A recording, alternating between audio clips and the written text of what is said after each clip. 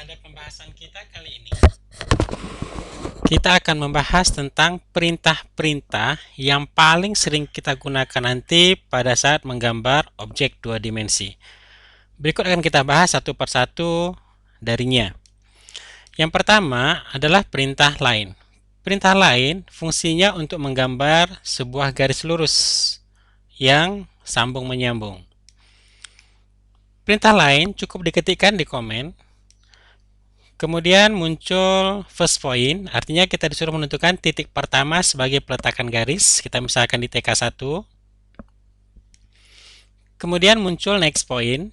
Next point itu artinya kita disuruh menentukan titik yang lain. Di sini kita berikan at 20,0, artinya panjang arah X 20, kemudian arah Y 0, sehingga dia garis lurus ke kanan. Next point berikutnya at 15 sudut 45. Next berikutnya at 10 sudut 90, at 25 sudut 180, at 25,20,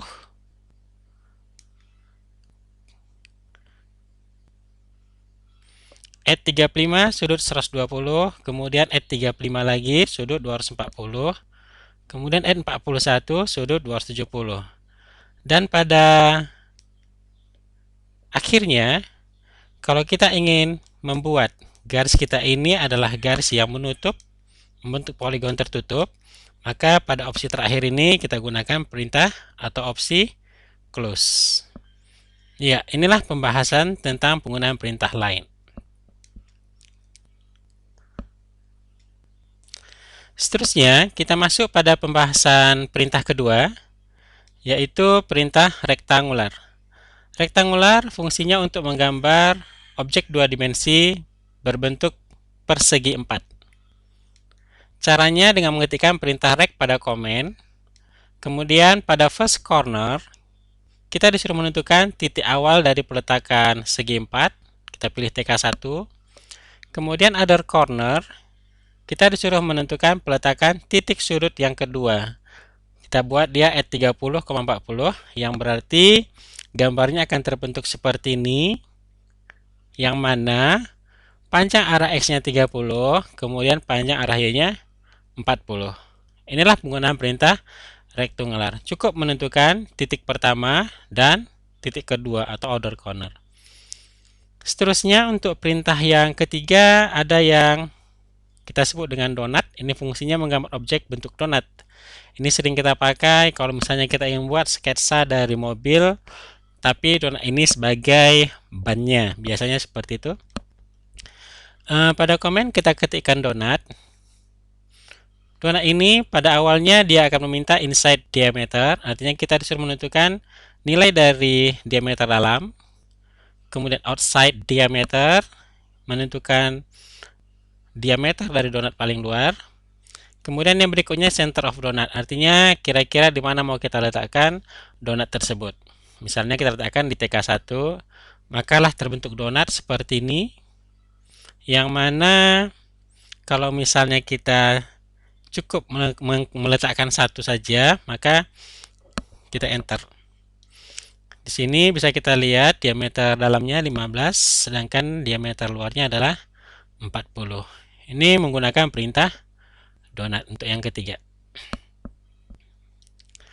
Untuk yang keempat, pembahasan kita adalah poligon. Poligon ini fungsinya untuk menggambar persegi banyak. Persegi yang terbentuk adalah persegi yang beraturan. Minimal persegi itu nanti jumlahnya adalah 3, maksimalnya itu adalah 1024 persegi. Makin banyak perseginya, maka dia akan mendekati bentuk lingkaran. Untuk menggambar poligon ini ada beberapa opsi yang kita berikan atau yang harus kita pilih. Yang pertama opsi inscribe, artinya poligon itu nanti berada dalam lingkaran yang kita tentukan jari-jarinya. Iya, pada komen kita ketikkan poligon. Seterusnya enter number of sides, itu banyak sisi yang kita inginkan, misalnya 6. Kemudian specify center, artinya kita disuruh menentukan peletakan dari poligon. Kita misalkan di TK1 atau sembarang tempat. Kemudian enter an option, kita disuruh memilih salah satu dari dua opsi yang tersedia, inscribe kah atau circumscribe. Kali ini kita pilih inscribe, yaitu I. Kemudian dia meminta radius dari lingkaran. Kita berikan 15, sehingga terbentuklah poligon kita seperti ini. Ini artinya adalah kalau kita gambar sebuah lingkaran, maka poligon itu terbentuk di dalam lingkaran yang berjari-jari 15. Inilah menggambar poligon dengan menggunakan opsi inscribe. Artinya poligonnya terbentuk di dalam lingkaran. Ini yang pertama untuk poligon. Yang kedua, dengan opsi circumscribe. Artinya poligon itu berada di luar lingkaran. Ya, berarti sama pada komen kita ketikkan poligon. Enter number of sides, kita berikan 6. Peletakan center of polygon, kita pilih sembarang atau TK1. Enter an option. Pada kali ini kita disuruh memilih lagi in atau cir. Ya, kali ini kita pilih dia circumscribe, mewakilinya adalah C. Kemudian dia sama meminta radius, kita berikan 15. Ya, lalu terbentuklah sebuah poligon. Dan kalau kita gambar sebuah lingkaran, maka bisa kita lihat lingkaran ini yang jari-jarinya 15, poligon itu berada di luarnya. Sehingga kalau kita bandingkan opsi pertama dengan opsi kedua, maka poligon yang terbentuk adalah lebih besar poligon dengan opsi circumscribe. Ya, inilah menggambar poligon dengan opsi circumscribe. Oke, seterusnya kita masuk pada poligon untuk opsi yang ketiga. Opsi yang ketiga adalah opsi edge, yaitu menggambar poligon berdasarkan panjang sisi. Ya, pada komen kita masukkan poligon. Enter number of sides, kita berikan 6. Pada saat specific center of polygon, kita memilih opsi E, yaitu mewakili edge. Kemudian first endpoint of edge, kita disuruh menentukan peletakan awal dari poligon yang hendak kita gambar. Ya, misalnya TK1. Kemudian dia bertanya second endpoint at 12 sudut 0. Ini artinya panjang dari sisi poligon kita adalah 12 dan kemiringannya 0, berarti datar saja. Sehingga terbentuk poligon kita itu seperti ini. Ya, yang mana panjang sisinya adalah 12.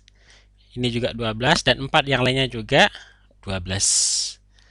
Ya, inilah 3 buah opsi yang dapat kita gunakan untuk menggambar sebuah poligon. Ingat, poligon bisa digambar minimal poligon segitiga, maksimalnya poligon 1024. Ya, seterusnya kita masuk pada perintah yang kelima, yaitu elips. Perintah elips kita gunakan untuk menggambar objek berbentuk elips tentunya. Ya, pada komen kita berikan perintah elips. Kemudian specific access endpoint of ellipse. Ya, ini kita letakkan di sembarang tempat, TK1. Kemudian other endpoint kita buat at 30 sudut 0. Nanti kita lihat at 30 itu maksudnya apa. Kemudian distance to other axis, ya jarak terhadap sumbu yang lain, kita buat 10. Ya, maka terbentuklah sebuah elips yang kita sebut dengan elips horizontal. Karena sumbu panjangnya atau sumbu mayornya posisinya adalah horizontal. Berarti yang dikatakan dengan at 30 tadi itu adalah panjang dari sumbu mayornya. Sedangkan 10 ini adalah setengah dari panjang sumbu minor. Jadi yang dikatakan dengan sumbu mayor itu panjangnya adalah dari sini ke sini. Nah, sedangkan sumbu minor itu panjangnya dari sini ke sini.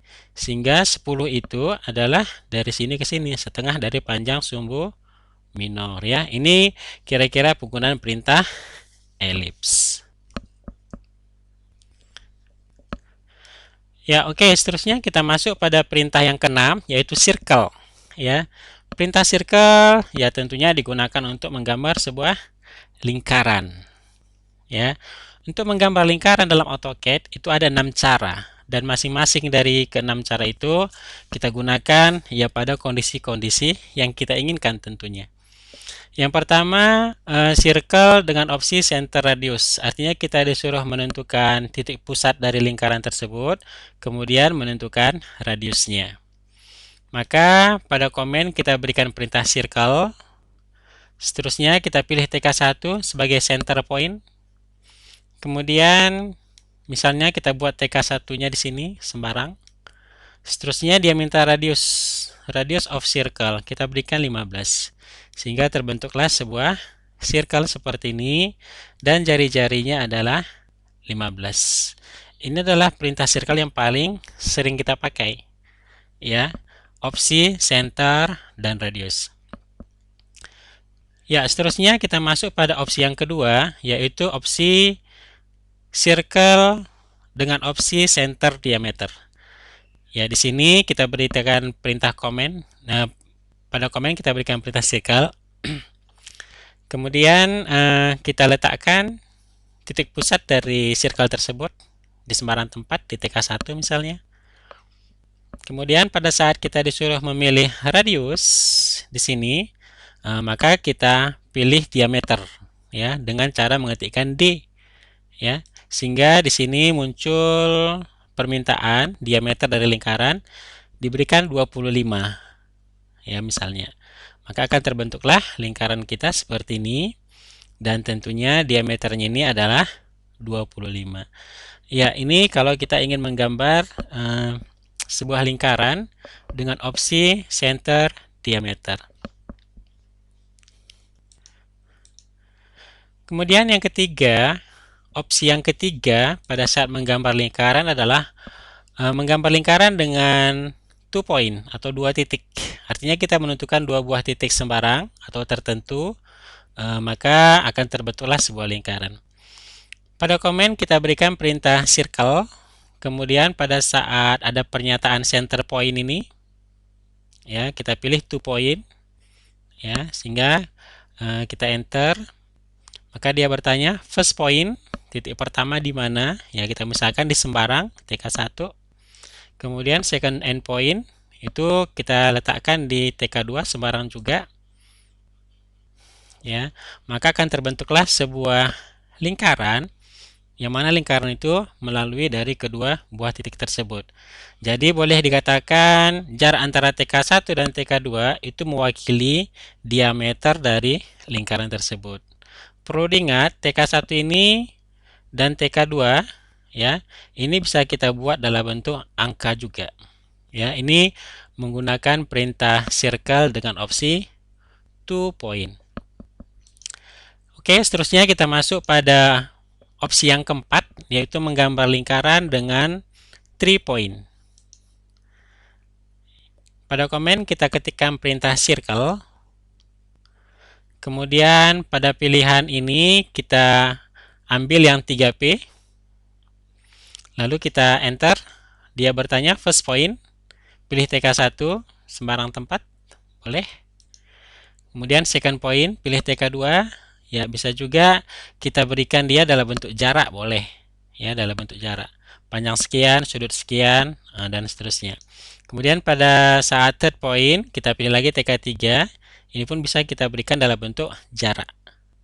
Ya, sehingga akan terbentuklah sebuah lingkaran, yang mana lingkaran itu melalui ketiga buah titik yang sudah kita pilih. Ya, inilah opsi keempat, menggambar lingkaran dengan opsi 3 point. Oke, seterusnya kita masuk pada opsi yang kelima, yaitu menggambar lingkaran dengan opsi TTR, yaitu tan-tan radius. Atau istilah Indonesianya, singgung-singgung radius. Artinya ada objek ya disinggung, yaitu sebanyak 2, tan 1, tan 2.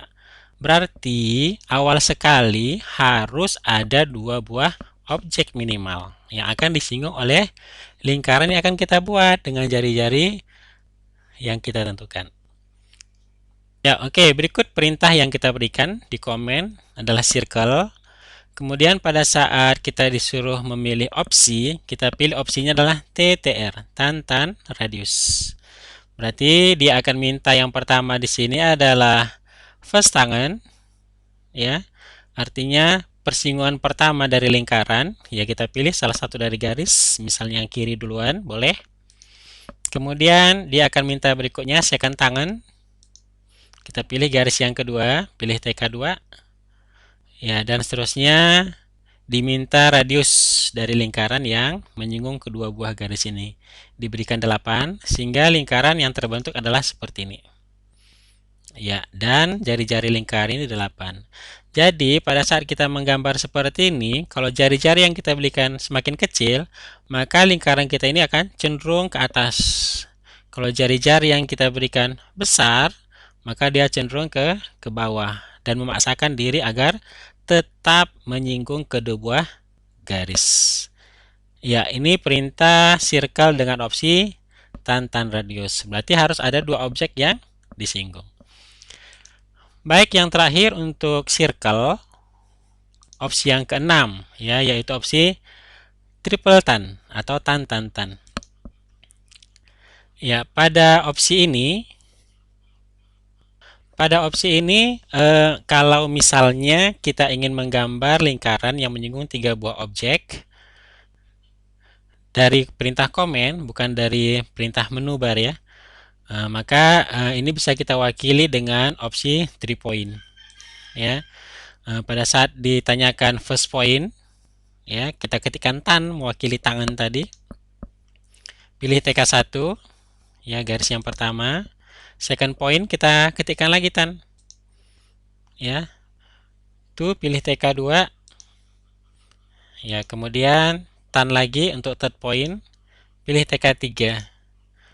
Sehingga akan terbentuklah sebuah lingkaran, yang mana lingkaran ini menyinggung ketiga buah sisi atau ketiga buah objek garis tersebut. Inilah penggunaan perintah triple tan. Sedangkan praktisnya itu lebih mudah menggunakan opsi tan-tan ini dari menu bar. Ya, inilah perintah circle untuk opsi yang ke-6. Oke, baik, seterusnya kita masuk pada perintah yang ke-7, yaitu arch. Fungsinya adalah untuk menggambar busur. Ya, untuk menggambar busur ini pun sangat banyak caranya, tapi yang kita bahas kali ini adalah perintah-perintah yang paling sering kita gunakan pada saat menggambar busur. Yang pertama, busur dengan opsi 3 point, artinya kita disuruh menggambar busur dengan menentukan 3 buah titik sembarang. Berarti pada komen kita berikan perintah arch. Pada saat ditanyakan start point, kita klik sembarang, TK1 misalnya. Kemudian second point, kita klik TK2 sembarang. Pada saat end point atau titik ketiga, kita klik TK3 sembarang. Maka akan terbentuklah busur kita seperti ini. Ini opsi yang pertama, yaitu 3 point. Seterusnya, opsi yang kedua, menggambar busur dari opsi start, center, end. Artinya titik awal, titik pusat, dan titik akhir. Berarti pada komen kita berikan perintah arch. Pada saat start point, kita klik sembarang tempat titik awalnya. Kemudian pada saat bertanya second point, kita pilih opsi center. Ya, sehingga dia bertanya center point-nya di mana. Kita pilih misalnya di TK2, atau bisa kita berikan juga dia dalam bentuk angka add, misalnya 30 sudut 0. Kemudian endpoint, ya kita pilih TK3 sebagai titik akhir, sehingga titik 2 ini menjadi pusat. Dan inilah ya busur yang terbentuk, dan terlihat TK1 sebagai titik awal, TK2 sebagai titik pusat, dan TK3 sebagai titik akhir. Oke, baik, seterusnya kita masuk pada pembahasan opsi C, yaitu start center angle, yaitu titik awal, titik pusat, dan sudut, ya, sudut dari busur yang terbentuk. Pada komen kita berikan arch. Start point, ya kita pilih sembarang tempat. Pada saat bertanya second point, kita pilih center C. Ya, pada saat bertanya center point, kita klik sembarang tempat sebagai titik pusat dari busur. Kemudian pada opsi ini kita pilih angle sudut dari busur. Ya, maka ditanyakan berapa besar sudut, kita misalkan atau kita berikan 170. Ya, kita berikan 170. Sehingga inilah busur yang terbentuk. Berarti sudut yang besar yang 170 itu, kalau kita buat garis bantu seperti ini, maka inilah yang dimaksud, 170 derajat. Seterusnya untuk opsi D, menggambar busur dengan opsi titik awal, titik pusat, dan panjang garis busur. Ya, pada komen kita berikan perintah arch lagi. Start point, pilih TK1. Kemudian second point kita pilih chain, C. Center point kita pilih TK2. Kemudian end point kita pilih length, mewakili panjang busur yang kita inginkan. Dan length of chord, artinya panjang busur yang kita inginkan, 30 misalnya. Maka inilah busur yang terbentuk, yang mana panjang tali busurnya inilah yang sama dengan 30 satuan panjang. Ya, ini menggambar busur dengan opsi yang keempat. Menggambar busur dengan opsi yang kelima, yaitu titik awal, titik akhir, dan radius. Opsi ini yang paling sering kita pergunakan nanti dalam saat menggambar busur.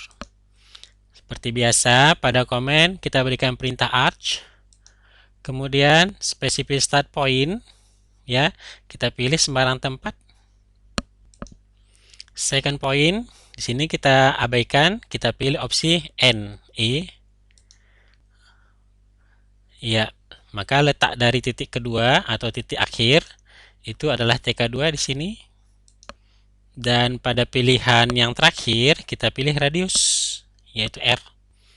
Nah, sehingga radius yang diminta kita berikan misalnya 25, sehingga busur yang terbentuk itu nanti adalah seperti ini, dan jari-jari dari busur itu adalah 25. Ya, inilah penggunaan perintah menggambar busur. Ya, jadi secara garis besar, perintah yang paling sering kita gunakan nanti dalam menggambar objek dua dimensi itu hanya 7 ini saja.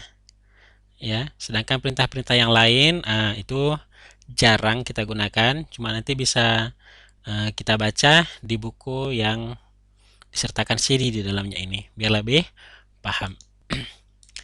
Oke, demikian pembahasan materi kita tentang menggambar objek dua dimensi. Ya, diharapkan kita bisa memahami perintah ini dengan baik, sehingga bisa kita terapkan nanti pada saat menggambar. Dan berikutnya nanti kita akan masuk pada materi yang lain.